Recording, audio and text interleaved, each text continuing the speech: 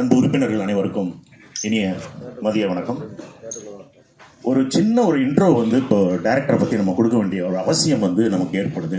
முதல்ல வந்து மஞ்சுமல் பாய்ஸ்லேருந்து பிரேமலூர்லேருந்து நிறைய படங்கள், அந்த மாதிரி படங்கள், மலையாள படங்கள் வந்து சமயத்தில் பெரிய கலக்கிட்டு இருக்க சமயத்தில் இடையில வந்து ஒரு அந்த பிடி மோஸ்ட் அந்த படம், அதுக்கப்புறம் இப்போ கருடன் ஒரு படம், அதை தொடர்ந்து மகாராஜா, மறுபடியும் வந்து தமிழ் சினிமா ஒரு மாபெரும் உயிர்த்து எழுந்திருக்கு அப்படின்னு தான் சொல்ல முடியும். ஏன்னா குறிப்பாக மகாராஜா படம் வந்து என்டையர் சவுத் வந்து ஹவுஸ்ஃபுல்லாக போயிட்டு பெரிய ஹிட்.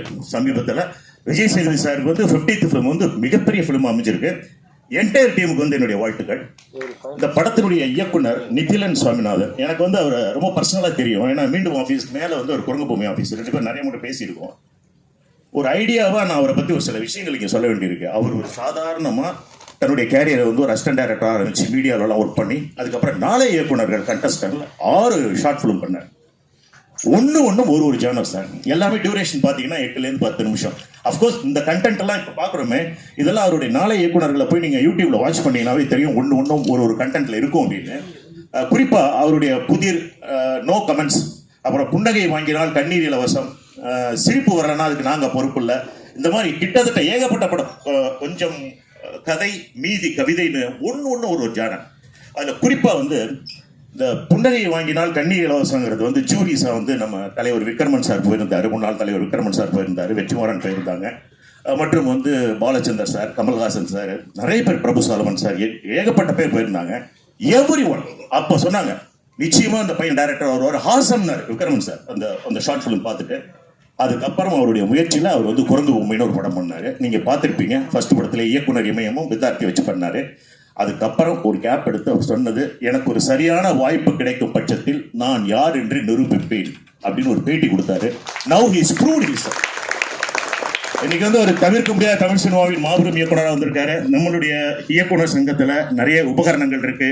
செல்லுமணி என்ன சேர்ந்து வந்து நிறைய ஷார்ட் ஃபிலிம் பண்றாங்க. நம்ம உறுப்பினர்கள் படம் இயக்க ஆசைப்படுறவங்க தயவு செய்து இந்த மாதிரி படங்களை வந்து ஒரு ரோல் மாடல் எடுத்துக்கணும்.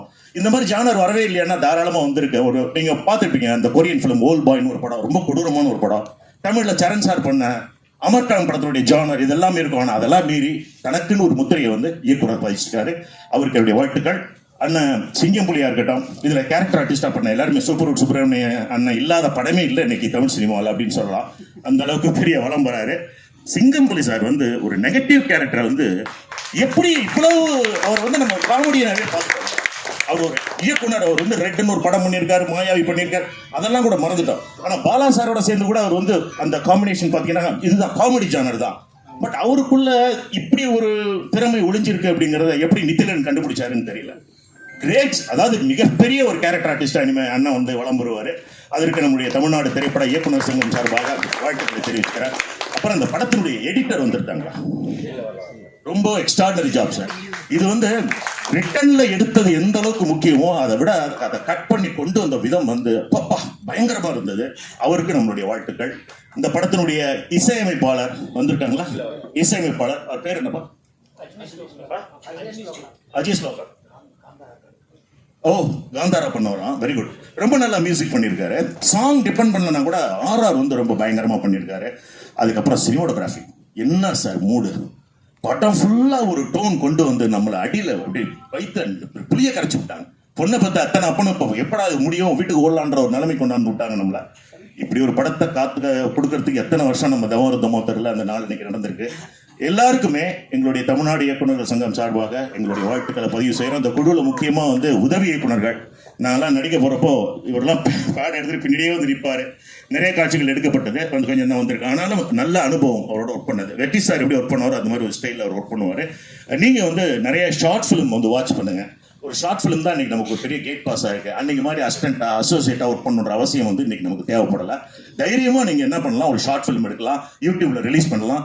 நாளைக்கு அது வந்து உங்களுக்கு ஒரு பெரிய பாஸா இருக்கும் அப்படிங்கிறதுக்கு இந்த நித்திலனை ஒரு சிறந்த எடுத்துக்காட்டு அப்படின்னு நான் நினைக்கிறேன்.